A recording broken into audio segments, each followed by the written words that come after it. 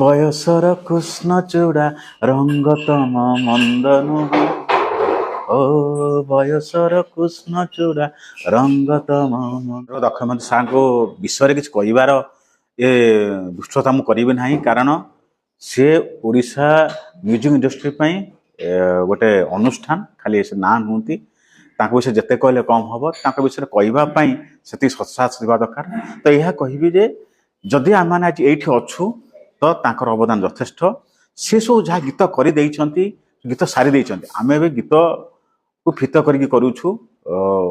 ମାନେ ମେଚେ ଏଠୁ ଶୁଣୁଛୁ, ମେଚେ ସେଠି ଶୁଣୁଛୁ। ତେଣୁ ତେଣୁ ଆମେ ଗୀତ ବିଷୟରେ ସେତେବେଳେ ସେମାନେ ଗୀତ କରୁଥିଲେ ଯେ ଗୀତ ପ୍ରକାର ଯାହା ଥିଲା, ଯେ ଗୀତ ପାଇଁ ସେମାନେ ପାଗଳ ଥିଲେ। ଆଉ ଏବେ ସେଇ ଧାରା ବଜାୟ ରହିଛି। ଯାହା ହଉ ଆଜି ଆମେ ମ୍ୟୁଜିକ୍ ଇଣ୍ଡଷ୍ଟ୍ରି ବହୁତ ଗ୍ରୋ କରିଛି। ଆମେ ଯାହା ବି ଏଠି ଯେଉଁ ଜାଗାରେ ପହଞ୍ଚୁଛୁ ନିହାତି ତାଙ୍କର ଅବଦାନ ଅଛି। ତ ସେ ଯାହା ଯେତିକି ଗୀତ କରିଛନ୍ତି ତାକୁ ଯେତେ ବର୍ଣ୍ଣନା କଲେ ବି ନିହାତି କମ୍ ପଡ଼ିବ, କାରଣ ସେ ଅନନ୍ୟ, ସେ ଥିଲେ ଯାଯାବର, ସେ ଥିଲେ ସୌଦାଗର। ତ ତାଙ୍କ ବିଷୟରେ ମୁଁ ଆଉ କିଛି କହିବା ପାଇଁ ଦୃଷ୍ଟି ମନ କରୁନି। ଖାଲି ଏତିକି କହିବି, ଅକ୍ଷୟ ମହାନ୍ତି ତାଙ୍କର ସବଷ୍ଟିଟ୍ୟୁଟ୍ ଗୋଟେ ବୋଧେ ଯାବତ କେହି ନାହାନ୍ତି।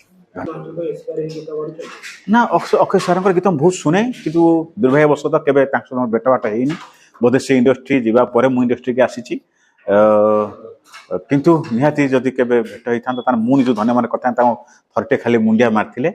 ତେବେ ଏହା କହିବି ଯେ ତାଙ୍କର ବହୁତ ସାରା ଗୀତ ମୁଁ ବହୁତ ଶୁଣିଛି, ଆଉ ବହୁତ ସାରା ଗୀତକୁ ମଧ୍ୟ ଇନ୍ସପାୟାର ହେଇଛି।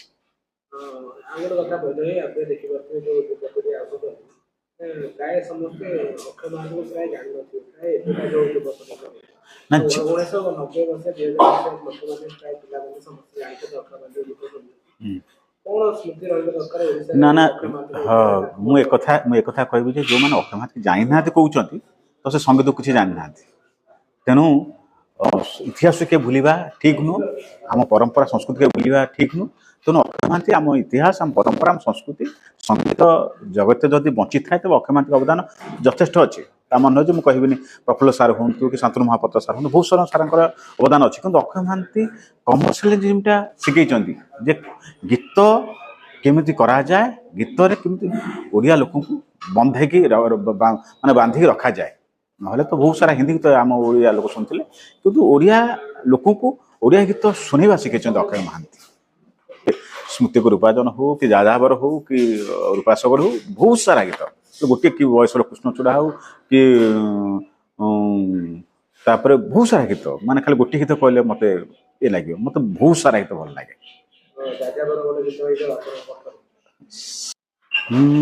ବୟସର କୃଷ୍ଣଚୂଡ଼ା ରଙ୍ଗ ତମ ମନ୍ଦ ନୁହେଁ। ଓ ବୟସର କୃଷ୍ଣଚୂଡ଼ା ରଙ୍ଗ ତମ ମନ୍ଦ ନୁହେଁ। ଧନ୍ୟବାଦ।